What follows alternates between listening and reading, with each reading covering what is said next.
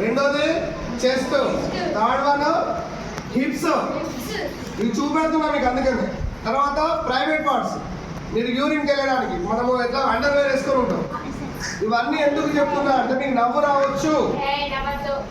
రావచ్చు కానీ నవ్వే విషయం కాదు.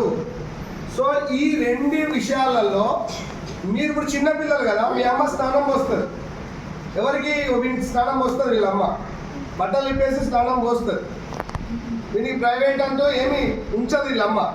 కానీ ఏదన్నా పక్కింటోడు వచ్చి నువ్వు డ్రెస్ ఇప్పేయి, రిమూవ్ యువర్ డ్రెస్ అన్నాడు అనుకోండి, అప్పుడు ఇప్పొచ్చా వాళ్ళ ముందు? ఇప్పుడు అదే మరి మనకు చుట్టుపక్కల జరిగేటటువంటి సంఘటనలు అన్నీ కూడా ఎవరి ద్వారా అంటే తెలిసిన వాళ్ళ ద్వారానే పిల్లల మీద అత్యాచారాలు జరుగుతున్నాయట. ఎవరి ద్వారా? అంకుల్స్, ఆంట్స్, తర్వాత పక్కింటోళ్ళు, వాళ్ళ ద్వారానే జరుగుతున్నాయి. సో వాళ్ళు ఎప్పుడైనా మిమ్మల్ని ముట్టేటటువంటి సిచ్యువేషన్ కనుక వచ్చింది అనుకోండి, వాళ్ళు అప్పుడప్పుడు బుగ్గలు తీస్తూ ఉంటారు. తర్వాత లిప్ ముడతా ఉంటారు, చెస్ట్ ముడతా ఉంటారు, తర్వాత ప్రైవేట్ ప్లేసెస్లో చేతి పెడతా ఉంటారు, తర్వాత హిప్స్ని దాపుతూ ఉంటారు ఉద్దేశపూర్వకంగా. అట్లా దాపితే అది సేఫ్ కాదు. ఒక మీ మదర్ మాత్రమే మిమ్మల్ని తాకడానికి అర్హత ఉంటుంది. అదే చిన్నపిల్లలు అయితే ఒక ఫాదర్ కూడా తాకుతాడు. అప్పుడప్పుడు అమ్మ లేకపోతే స్నానం వెళ్ళిపోతారా? చిన్న పిల్లలకైతే వస్తాడు, పెద్దగా పిల్లలకైతే మీరే ఏమని చెప్తారు. కానీ ఫస్ట్ సెకండ్ పిల్లలకైతే వాళ్ళ నాన్న కూడా స్నానం పోస్తాడు. అంటే ఒక ఇద్దరే మీకు మీ ప్రైవేట్ ప్లేసెస్ సంబంధించినటువంటి ఫస్ట్ సెకండ్ క్లాస్ దాకా ఒక ఇద్దరు మాత్రమే ఏం చేయొచ్చు, చూడవచ్చు.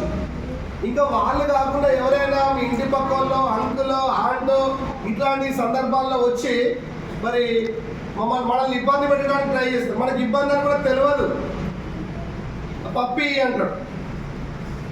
మనకు ఇబ్బంది అని తెలియదు, అంటే మీకు తెలియదు కాబట్టి ఈ విషయాలు మనం నేర్చుకుంటున్నాం. సో ఈ 4 ప్లేసెస్లో కనుక ఎవరన్నా తాకుతున్నారు అంటే మీరు డేంజర్లో ఉన్నట్టు లెక్క. మీ ఇంటి పక్కోడో, మీ తెలిసిన చుట్టాలు కూడా అప్పుడప్పుడు వస్తూ ఉంటారు కదా చుట్టాలు, వాళ్ళు వీళ్ళు వచ్చి అప్పుడప్పుడు ఉత్తగానే ముడుతున్నారు అనుకోండి ఈ ప్లేసెస్లో ఉద్దేశపూర్వకంగా. అప్పుడు మీరు ఏం డిసైడ్ కావాలి, ఇదేదో తప్పు చేస్తున్నాడు వీడు, నన్ను ఇబ్బంది పెడుతున్నాడు అని గుర్తు పెట్టుకోవాలి. అర్థమవుతుందా? లిప్స్ దాకినా జస్ట్ మీకు అప్పుడప్పుడు మీరు ఆటోలలో వెళ్తూ ఉంటారు, వాళ్ళు కూడా చెప్పలేము, వాళ్ళు అవుటర్సే కాబట్టి చెప్పలేము, జరగవచ్చు ఇట్లా. నేను మీకు ఎందుకు చెప్తున్నా అంటే కొన్ని సంఘటనలు మా దృష్టికి కూడా రావడం జరిగింది ఈ మధ్యకాలంలో. So lips, chest, private places and hips ఎవ్వరు ఉద్దేశపూర్వకంగా తాకిన ఐదర్ టీచర్ అయినా కూడా తప్పే. అర్థమవుతుందా? మరి ఇట్లా తాకుతుంటే ఏం చేయాలి? మరి తాకుతాడు, మనం చిన్నోళ్ళ పెద్దోడు తాకుతున్నాడు, ఏం చేయాలి అంటే ఫస్ట్ చేయాల్సిన పని ఏం తెలుసా? మీ అమ్మకి చెప్పాలి. మీకు బాగా నమ్మకస్తులు ఎవరు ఉంటారు?